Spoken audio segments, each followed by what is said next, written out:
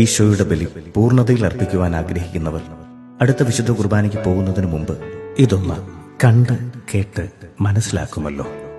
ദിവസേനയോ ആഴ്ചയിലൊരിക്കലോ ബലി അർപ്പിക്കുവാൻ പോകുമ്പോൾ നമ്മുടെ അറിവില്ലായ്മ കൊണ്ട് സംഭവിക്കുന്ന തെറ്റുകൾ ഈശോ ഡിവൈൻ ധ്യാന കേന്ദ്രത്തിൽ വെച്ച് 2014 ജനുവരി ഫെബ്രുവരി കാലഘട്ടത്തിൽ സിസ്റ്റർ മരിയയ്ക്ക് വെളിപ്പെടുത്തി കൊടുത്തതിന്റെ പ്രധാന ഭാഗങ്ങൾ മാത്രമാണ് ഇവിടെ പ്രതിപാദിക്കുന്നത്.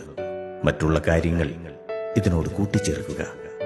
പല വിചാരമില്ലാതെ കുർബാന അർപ്പിച്ചാൽ നല്ല ഒരു ബലി അർപ്പിച്ചു എന്നാണ് നമ്മുടെ ധാരണ.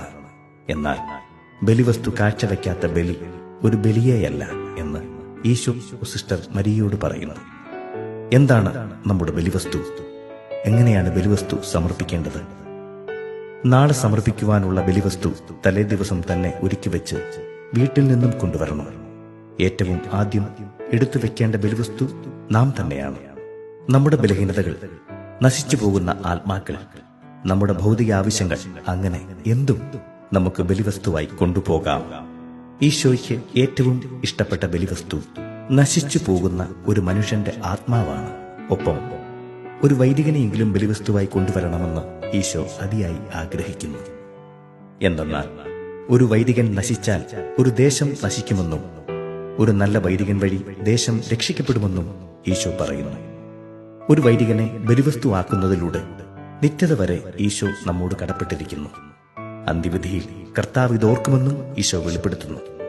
ഇനി തലേ ദിവസം ബലിവസ്തു എടുത്തു വെക്കുവാൻ പറ്റിയില്ലെങ്കിലോ, പെട്ടെന്ന് കുർബാന കൂടുവാൻ സാഹചര്യം ഒത്തുവരികയോ ചെയ്താൽ പോകുന്ന വഴിക്കെങ്കിലും ബലിവസ്തു സമർപ്പിച്ച് പ്രാർത്ഥിക്കുക. നമ്മൾ വിശുദ്ധ കുർബാനയ്ക്ക് വരുമ്പോൾ ഈശോ എവിടെ നിൽക്കുന്നു? നമ്മൾ ഒരു കുർബാന കഴിഞ്ഞ് വീട്ടിലോട്ട് പോയി അടുത്ത കുർബാനയ്ക്ക് തിരിച്ചു വരുന്നത് വരെ ഈശോ നമ്മയും കാത്ത് ദേവാലയ വാതിൽക്കൽ നിൽക്കുകയാണെന്ന് ഈശോ വെളിപ്പെടുത്തുന്നു. അതുകൊണ്ട് തന്നെ വാതിൽക്കൽ എത്തുന്നതിന് മുമ്പ് തന്നെ തല അല്പം കുനിച്ച് ഈശോയെ നാം കണ്ടു എന്നറിയിക്കുവാൻ ഈശോ ആഗ്രഹിക്കുന്നു.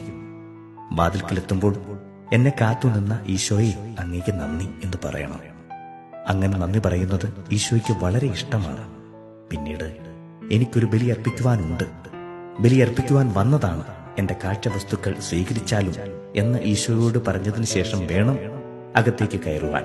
അകത്ത് കയറിയതിനു ശേഷം പുതിയ കാഴ്ചവസ്തുക്കൾ സമർപ്പിക്കണമെന്നോർത്താൽ അത് അടുത്ത കുർബാനയ്ക്ക് വരുമ്പോൾ സമർപ്പിക്കുക. ബലിവസ്തുക്കൾ ഈശോയ്ക്ക് കൊടുത്തുവെങ്കിലും ബലിയർപ്പിക്കുവാനുള്ള ബലിപീഠം നാം തന്നെ പണിതു കൊടുക്കണം. 3 ബലിപീഠം ബലിയർപ്പിക്കുവാൻ ആവശ്യമാണ്. 1 സ്വർഗത്തിൽ, 2 ഭൂമിയിൽ, 3 ആത്മാവിൽ. ഈശോയെ ഇന്ന് അല്ലെങ്കിൽ നാളെ ഒരു ബലിയർപ്പിക്കുവാൻ ഞാൻ ആഗ്രഹിക്കുന്നു. യോഗ്യതയില്ലെങ്കിലും ഞാൻ വന്നോട്ടെ എന്ന് ഈശോയോട് ചോദിക്കുക. അപ്പോൾ സ്വർഗത്തിൽ ഒരു ബലിപീഠം നമുക്ക് വേണ്ടി ദൈവം പണിയും. രമ്യതപ്പെടേണ്ടവരുമായി രമ്യതപ്പെടാൻ നമ്മൾ തീരുമാനിച്ചു കഴിയുമ്പോൾ ഭൂമിയിലും ഒരു ബലിപീഠം ദൈവം പണിയും.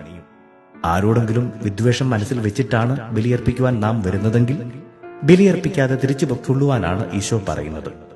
അങ്ങനെയുള്ളവരിൽ നിന്ന് ബലിവസ്തു സ്വീകരിക്കുവാൻ ഈശോയ്ക്ക് സാധിക്കില്ല. മറ്റുള്ളവരോട് വിദ്വേഷം മനസ്സിൽ വെച്ച് ബലിയർപ്പിക്കുവാൻ വരുന്നവർ ഇത് പ്രത്യേകം ഓർക്കുക. സകല അശുദ്ധിയും ഹൃദയത്തിലായതുകൊണ്ട് കുമ്പസാരത്തിൽ എല്ലാ പാപങ്ങളും കണ്ണീരോടെ ഏറ്റുപറയണം. അപ്പോൾ ആത്മാവിൽ ബലിപീഠം പണിതു കഴിഞ്ഞു. ഈ വിശുദ്ധിയുള്ള ബലിപീഠത്തിലാണ് നമ്മുടെ ബലി നടക്കേണ്ടത്. ഇങ്ങനെ ഒരു ബലിപീഠം ഉണ്ടാക്കുവാൻ നാം ആഗ്രഹിക്കണം, അധ്വാനിക്കണം, കഷ്ടപ്പെടണം. ആ അധ്വാനത്തെ ദൈവം മാനിച്ച് നമ്മെ അനുഗ്രഹിക്കും. നല്ല ഒരു ബലി അർപ്പിക്കാത്തതാണ് നമ്മുടെ പല പ്രശ്നങ്ങളും പരിഹരിക്കപ്പെടാത്തതിന്റെ കാരണമെന്നും ഈശോ സിസ്റ്റർ മരിയയോട് വെളിപ്പെടുത്തി. അതുകൊണ്ട് ഇനി വിശുദ്ധ കുർബാനയ്ക്ക് പോകുമ്പോൾ ഈശോ പറഞ്ഞത് ഓർക്കുക. ബലിവസ്തുവില്ലാത്ത ബലിയർപ്പണം അപൂർണം. ബലിവസ്തുവിൽ ആത്മാർത്ഥതയിൽ അതിനെക്കുറിച്ച് ഇടയ്ക്കിടെ ധ്യാനിക്കുകയും ചെയ്യുക. വിശുദ്ധ കുർബാന തുടങ്ങുന്നതിന് മുമ്പ് തന്നെ മരിച്ചുപോയ പ്രിയപ്പെട്ടവരും ബന്ധുക്കളും അടങ്ങുന്ന ശുദ്ധീകരണ ആത്മാക്കൾ ദൈവാലയത്തിൽ നമ്മുടെ പ്രാർത്ഥന യാചിച്ചുകൊണ്ട് നിൽക്കുന്നുണ്ട്. അവരെ ഒരിക്കലും കുർബാനയ്ക്കിടയിൽ മറക്കരുത്. അവരെ ഗൗനിക്കാതെ കയ്യും കെട്ടി നിന്ന് അലക്ഷ്യമായി കുർബാനയിൽ സംബന്ധിക്കുന്നവരെ നോക്കി ഈശോ സങ്കടപ്പെടുന്നു. വൈദികൻ സ്ഥാപക വചനങ്ങൾ പറഞ്ഞുകൊണ്ട് ഈശോയുടെ തിരുരക്തം ഉയർത്തുമ്പോൾ ആ തിരുരക്തത്തിൽ ആത്മാക്കളെ കഴുകിയെടുത്തു സ്വർഗത്തിലേക്ക് ആനയിക്കണമേ എന്ന് നമ്മൾ പ്രാർത്ഥിക്കണം. അതുപോലെ കുർബാന അർപ്പിക്കുവാൻ പണം കൊടുത്താൽ ആ ദിവസം ആ കുർബാനയ്ക്കോ, അത് സാധിച്ചില്ലെങ്കിൽ അതേ ദിവസം തന്നെ മറ്റൊരു ദൈവാലയത്തിലോ നമ്മൾ ബലിയർപ്പിച്ചിരിക്കണമെന്നും ഈശോ വെളിപ്പെടുത്തുന്നു. ബലിയർപ്പിക്കുന്നത് വൈദികനല്ല, യേശു തന്നെയാണ്. അതുകൊണ്ട് ഒരു വൈദികനെ ഇഷ്ടമില്ല എന്ന് പറഞ്ഞ് അടുത്ത പള്ളിയിലേക്ക് കുർബാനയിൽ സംബന്ധിക്കുവാൻ ഓടേണ്ട എന്നും ഈശോ പറയുന്നു. വിശുദ്ധ കുർബാനയുടെ സ്വർഗീയ രഹസ്യം മുഴുവനായും ഒരു വൈദികന് കുർബാനയ്ക്കിടയിൽ വെളിപ്പെട്ട് കിട്ടിയാൽ ആ നിമിഷം തന്നെ ആ വൈദികൻ അത് താങ്ങാൻ പറ്റാതെ മരിച്ചു പോകുമെന്ന് ഈശോ പറയുന്നു. ആ കുർബാനയാണ് പലരും കൈയും കെട്ടി നിന്ന് അലക്ഷ്യമായി നോക്കിക്കാണുന്നത്. ദൈവാലയത്തിന്റെയും വിശുദ്ധ കുർബാനയുടെയും മഹത്വം അറിയാഞ്ഞിട്ടാണ് ഇവർ ഇങ്ങനെ ചെയ്യുന്നതെന്ന് ഈശോ പറയുന്നു. ആഴ്ചയിലെ എല്ലാ ദിവസവും വലിയ നോട്ടുകൾ കൈകാര്യം ചെയ്യുന്നവർ ദൈവാലയത്തിൽ വരുമ്പോൾ ചില്ലറത്തുട്ടുകൾ നേർച്ചയിടുന്നതിനെ ഈശോ ഒട്ടും ഇഷ്ടപ്പെടുന്നില്ല. ദൈവം സാമ്പത്തിക അഭിവൃദ്ധി തരുമ്പോൾ അതേ സമ്പത്ത് വെച്ച് തിരിച്ചു ദൈവത്തെ ബഹുമാനിക്കുവാനുള്ള കടമ നമുക്കുണ്ട്.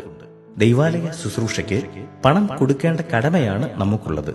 അതുവെച്ച് അവർ എന്ത് ചെയ്യുന്നുവെന്ന് ഞാൻ നോക്കിക്കൊള്ളാമെന്നും ഈശോ പറയുന്നു.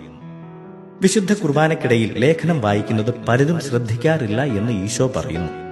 സ്വർഗത്തിൽ നിന്നുള്ള ദൂതനാലാണ് ലേഖനം വായിക്കപ്പെടുന്നത്. അത് ശ്രദ്ധിക്കാതിരിക്കുന്നത് ദൂതനെ അപമാനിക്കലാണെന്നും ഈശോ പറയുന്നു. നമുക്കറിയില്ലാത്ത ഭാഷയിലാണ് ബലി നടക്കുന്നതെങ്കിൽ പിതാവേ, ഈ ബലി സ്വീകരിക്കണമേ എന്ന് മാത്രം പറഞ്ഞു നിന്നാൽ മതിയെന്നും ഈശോ വെളിപ്പെടുത്തുന്നു. പരിശുദ്ധാത്മാവ് എഴുന്നള്ളി വരുവാൻ വൈദികൻ പ്രാർത്ഥിക്കുമ്പോൾ തല കുനിച്ച് പരിശുദ്ധാത്മാവിനോടുള്ള ആഗ്രഹത്തോടെ നിൽക്കുക. ആത്മാവ് ഇറങ്ങി വന്നാൽ ഫലം തരാതെ തിരിച്ചു പോകില്ല. അതിനാൽ ആ സമയത്ത് ശ്രദ്ധയില്ലാതെ നിന്നാൽ ആത്മാവ് നമ്മിൽ വരുന്നതിനു പകരം ആഗ്രഹിച്ചു നിൽക്കുന്ന വ്യക്തികളിലേക്ക് മാത്രം ഇറങ്ങും. നമ്മിൽ ആത്മാവിന്റെ ജ്വലനം ഉണ്ടാകില്ല. വൈദികൻ അപ്പവും വീഞ്ഞും എടുത്ത് വാഴ്ത്തി സ്ഥാപക വചനങ്ങൾ ചൊല്ലി ഈശോയുടെ ശരീരവും രക്തവുമായി മാറുന്ന സമയത്ത് ഏറ്റവും ഭയഭക്തി ബഹുമാനത്തോടെ നിൽക്കണമെന്ന് ഈശോ പറയുന്നു. കുർബാന സ്വീകരിക്കുവാൻ പോകുമ്പോൾ ഈശോയെ, ഞാൻ അങ്ങയെ സ്നേഹിക്കുന്നു എന്ന് മനസ്സിൽ പറഞ്ഞുകൊണ്ട് പോകുക. അങ്ങനെ പറയുന്നത് ഈശോയ്ക്ക് വളരെ ഇഷ്ടമാണ്. രാജാധിരാജനെ സ്വീകരിക്കുവാനാണ് നാം പോകുന്നത്. അത് നാം മറക്കരുത്. അതുകൊണ്ട് തല കുനിച്ച് ബഹുമാനിച്ചതിനു ശേഷം മിശിഹായുടെ ശരീരവും രക്തവും എന്ന് വൈദികൻ പറയുന്നതിന് ആമേൻ പറഞ്ഞു സ്വീകരിച്ചുകൊണ്ട് കുർബാന നാവിൽ സ്വീകരിക്കുക. വൈദികർ മാത്രമേ വിശുദ്ധ കുർബാന കൈകൊണ്ട് തൊടുവാൻ പാടുള്ളൂ എന്ന് വിശുദ്ധർക്കുണ്ടായ ചില ദർശനങ്ങളിൽ വെളിപ്പെടുത്തിയിട്ടുള്ളതുകൊണ്ട് നമുക്കും വിശുദ്ധ കുർബാന നാവിൽ സ്വീകരിക്കാൻ ശ്രമിക്കാം. യേശുവിന്റെ പ്രതിരൂപമായി നിൽക്കുന്ന വൈദികന് നമ്മൾ മനസ്സുകൊണ്ട് നന്ദി പറയണം. കുർബാന തീരുന്നതുവരെ അൾത്താരയിലേക്ക് നോക്കി നിൽക്കുന്ന മാതാവിന് നന്ദി പറഞ്ഞിട്ടേ നമ്മൾ പോകാവൂ എന്ന് ഈശോ നിഷ്കർഷിക്കുന്നു. അതിനായി കുർബാന തീർന്നു കഴിയുമ്പോൾ ഒരു എത്രയും ദയയുള്ള മാതാവെ ചൊല്ലണം. വൈദികൻ തിരുവസ്ത്രം മാറുന്ന സമയം വരെ മാതാവ് വൈദികനൊപ്പം വൈദികനോട് നന്ദി പറഞ്ഞുകൊണ്ട് നിൽക്കുന്നു. അതിനുശേഷമാണ് മാതാവ് ജനത്തെ ആശീർവദിക്കുന്നത്, അതായത് അവസാനത്തെ പാട്ടുപാടുന്ന സമയത്ത്. പക്ഷെ പാട്ടു തുടങ്ങുമ്പോഴേ നമ്മളിൽ പലരും മാതാവിന്റെ ആശീർവാദത്തിന് കാത്തു നിൽക്കാതെ ദൈവാലയം വിടുന്നു. ഈശോ അതൊട്ടും ഇഷ്ടപ്പെടുന്നില്ല. അതുകൊണ്ട് അവസാനത്തെ പാട്ടും കഴിഞ്ഞ് മാതാവിന്റെ ആശീർവാദവും വാങ്ങി ഒരു എത്രയും ദയയുള്ള മാതാവെ ചൊല്ലിയതിനു ശേഷം മാത്രം വീട്ടിലോട്ട് പോകുക. വർഷത്തിൽ ഒരിക്കലെങ്കിലും നന്ദിയുടെ ഒരു ബലി അർപ്പിക്കണമെന്നും ഈശോ ആഗ്രഹിക്കുന്നു. ഇത്രയും നാളും ഇതൊന്നും അറിയാതെ നാം അർപ്പിച്ച ബലികൾ പാഴായി പോയോ എന്ന സിസ്റ്റർ മരിയയുടെ സംശയത്തിന് ഈശോയുടെ മറുപടി ഇതായിരുന്നു: മോളെ, അജ്ഞതയുടെ കാലങ്ങൾ ദൈവം കണക്കിലെടുക്കുകയില്ലെന്ന് എഴുതപ്പെട്ടിട്ടില്ലേ? അതുകൊണ്ട് പഴയ ബലികളെ ഓർത്ത് ദുഃഖിക്കണ്ട. അജ്ഞതയുടെ കാലം കഴിഞ്ഞു. ഇനി മുതലുള്ള ബലി ഈശോ ആഗ്രഹിക്കുന്നത് പോലെ നമുക്ക് അർപ്പിക്കാം. ദൈവത്തിന് സ്തുതി.